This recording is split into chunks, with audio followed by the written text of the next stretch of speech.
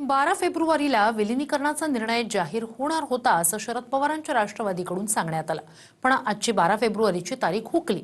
पण अजितदादांसोबत नेमकं काय काय ठरलं होतं हे सोमवारी किंवा मंगळवारी पत्रकार परिषदेत सांगणार असल्याचं रोहित पवार म्हणाले। जे काय आहे, जे घडलं, जी चर्चा झाली, कधी झाली, कुठल्या तारखेला झाली, कसं झालं, काय झालं, कोण काय बोललं, ह्या सगळ्या गोष्टींवर मी सोमवार नाही तर मंगळवारी बोलेन। 12 फेब्रुवारीची तारीख तर हुकली, पण आता दोन्ही राष्ट्रवादीच्या विलिनीकरणाचं काय हे येत्या कालावधीत कळेल। मात्र तटकर यांनी विलिनीकरणावरून शरद पवारांच्या राष्ट्रवादीला थेट प्रश्न केला की भाजपसोबत सत्तेत येणार का आणि कोणाचं कोणत्या पक्षात विलिनीकरण। त्यावर रोहित पवारांनी नेमकं काय ठरलं होतं हे सर्व काही आता सोमवारी किंवा मंगळवारच्या पत्रकार परिषदेत सांगणार असल्याचं म्हटलंय। आम्ही एनडीएमध्ये आहोत। एनडीएमध्ये माझं प्रणित आज देशातला महत्त्वाचा एक घटक आणि यूपीए म्हणजे काँग्रेस प्रणित घटक। अशा वेळेला आम्ही एनडीएमध्ये आहोत। दादा असतानाच मी वारंवार भूमिका स्पष्ट केली की आम्ही निर्णय घेतला सामूहिकरित्या दादाच्या नेतृत्वाखाली एनडीएसोबत जाण्याचा। कालही होता, आजही होता आणि उद्या भविष्यामध्ये सुद्धा राहील। त्याच्यामुळे एनडीएमध्ये येण्याच्या बाबतीतली सुद्धा स्पष्टता कुणीतरी करणं अत्यंत आवश्यक आहे। मी जी 12 तारखेला प्रेस कॉन्फरन्स म्हणजे आजच्या दिवशी घेणार होतो ती फार सखोल आणि डिटेलमध्ये आहे आणि पुराव्यासकट आहे।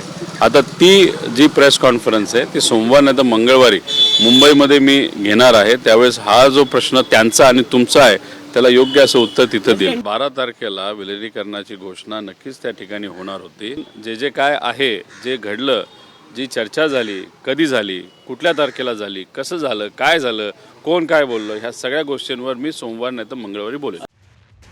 सूत्रांकडून मिळालेल्या माहितीनुसार विलिनीकरणासाठी दादांच्या राष्ट्रवादीकडून राष्ट्रीय कार्यकारी अध्यक्ष प्रफुल्ल पटेल आणि प्रदेशाध्यक्ष सुनील तटकर यांचा विरोध आहे। मंत्रिपदापासून ते महामंडळांमध्येही सत्तेत वाटा न देण्यास पटेल आणि तटकर यांची तयारी नाही। पण आता रोहित पवारांनी सोमवारी किंवा मंगळवारी होणारी पत्रकार परिषद नवे धमाके करण्याची शक्यता आहे। त्यात दादांसोबतच्या बैठकीतले पुरावे समोर येऊ शकतात। ठीक आहे, या गोष्टी आयुष्यात होत असतात अनेक वेळा। आज दादा नाही, त्याच्यामुळे मला काही जुनं उणं धुणं काढत बसायची नाही।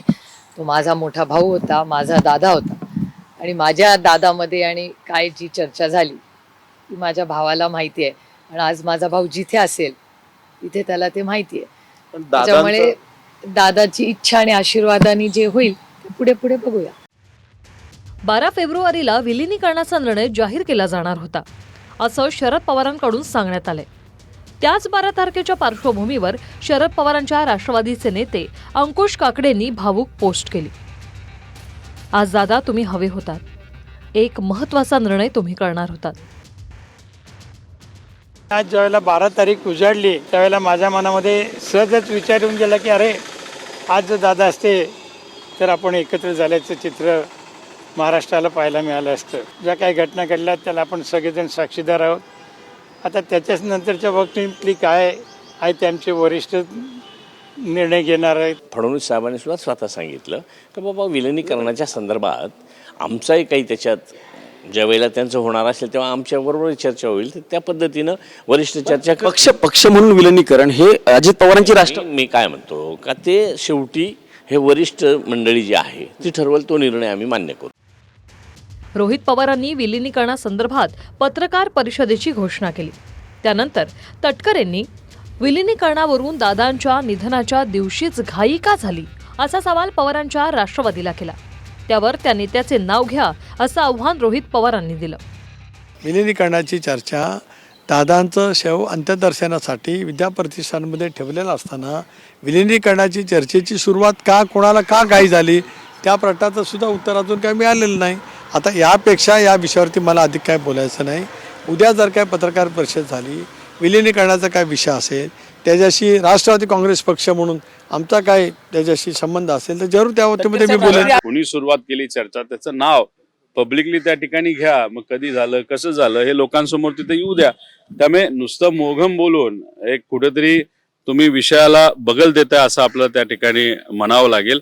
आणि त्यांना हे आम्हाला सांगायचंय की जेव्हा दादा हॉस्पिटलमध्ये होते आणि तिथं काय काय चालू होतं हे सुद्धा आम्ही तिथं बोलू शकतो, पण या विषयाचं राजकारण करून एका मोठ्या नेत्याला कुठेतरी आपण त्याचं नाव खराब करतोय हे मात्र त्या ठिकाणी आहे. त्यामुळे आम्ही जेव्हा शांत असतो नाही तर शांत आहोत त्याचं कारण आम्ही दादांकडे बघून शांत आहोत.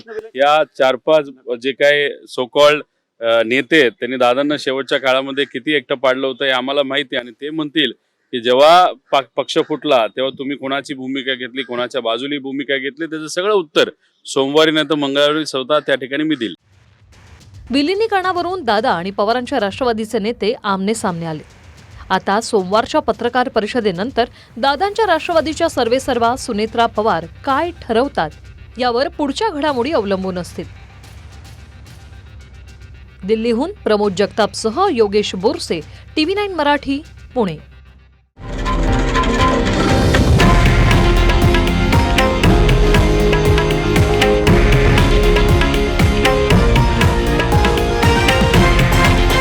हे आहे देशातील नंबर 1 न्यूज नेटवर्क आणि आपण पाहत आहात TV9 मराठी, एकमेव.